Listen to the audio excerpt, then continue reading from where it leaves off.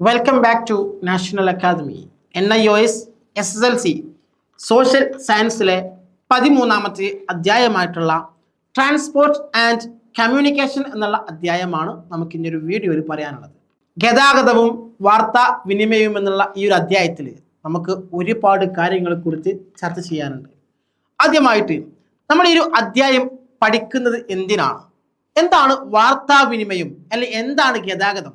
നമുക്കറിയാം, ഗതാഗതം എന്ന് പറയുന്നത് നമുക്ക് 3 രൂപത്തിൽ ഡിവൈഡ് ചെയ്യാം. ഒന്ന് റോഡ്, കരമാർഗമുള്ള ഗതാഗതം. 2 ജലമാർഗം. 3 വായുമാർഗത്തിലൂടെ ഗതാഗതം. ഓക്കെ, ഇപ്പം ജലമാർഗം എന്ന് റോഡ് മാർഗം എന്ന് പറയുമ്പോൾ ഏതെല്ലാം ഭാഗങ്ങളാണ് അതിൽ ഉൾപ്പെട്ടിട്ടുള്ളത്? കരമാർഗം എന്ന് പറയുമ്പോൾ അതിൽ റോഡ് ഉണ്ട് അല്ലെ, പല വഴികളിലും നമുക്ക് യാത്ര ചെയ്യാവുന്നതാണ്.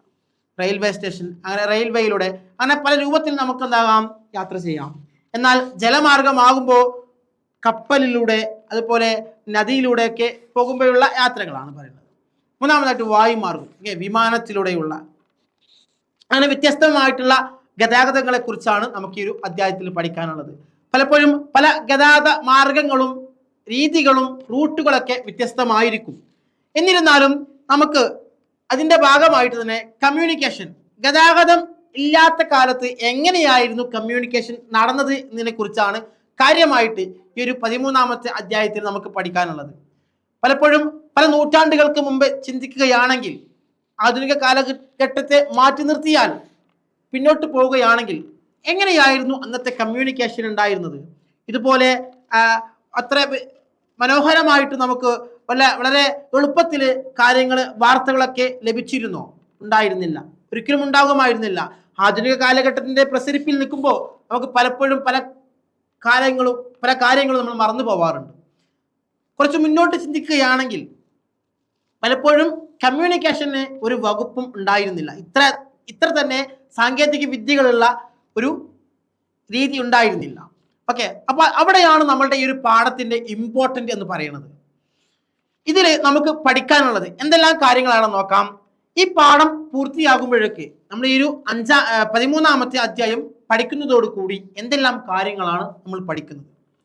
ഒന്ന്, ഒരു പ്രദേശത്തെ സാമൂഹിക സാമ്പത്തിക വളർച്ചയെ സഹായിക്കുന്നതും ആളുകളെ പരസ്പരം ബന്ധിപ്പിക്കുന്നതുമായ ഗതാഗത സൗകര്യങ്ങളും ആശയവിനിമയ സമ്പ്രദായങ്ങളും ഏതൊക്കെയാണെന്ന് പഠിക്കുവാൻ വേണ്ടിയാണ് നമ്മൾ 13ാമത്തെ അധ്യായമായിട്ടുള്ള ട്രാൻസ്പോർട്ട് ആൻഡ് കമ്മ്യൂണിക്കേഷൻ എന്നുള്ള അധ്യായം പഠിക്കുന്നത്.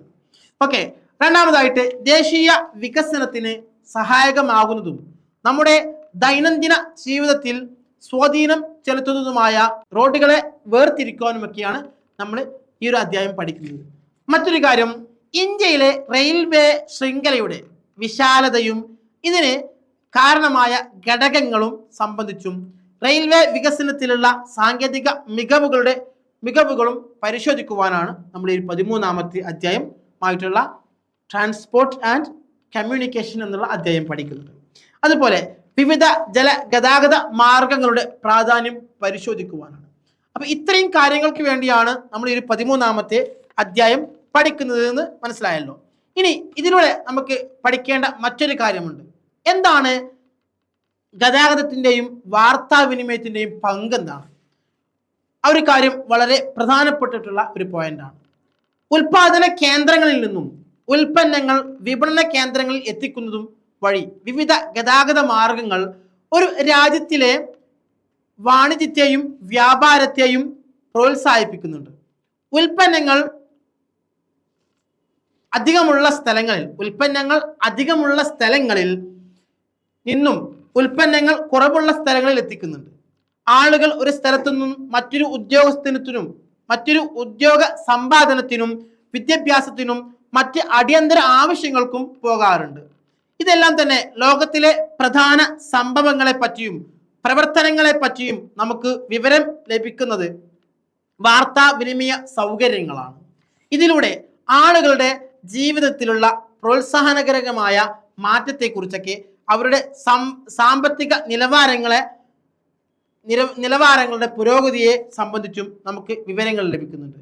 ഇത്രയും കാര്യങ്ങൾ മനസ്സിലാക്കുവാനും പഠിക്കുവാനുമാണ് നമ്മൾ 13ാമത്തെ അധ്യായമായിട്ടുള്ള ഗതാഗതവും വാർത്താവിനിമയവും എന്നുള്ള അധ്യായം പഠിക്കുന്നത്.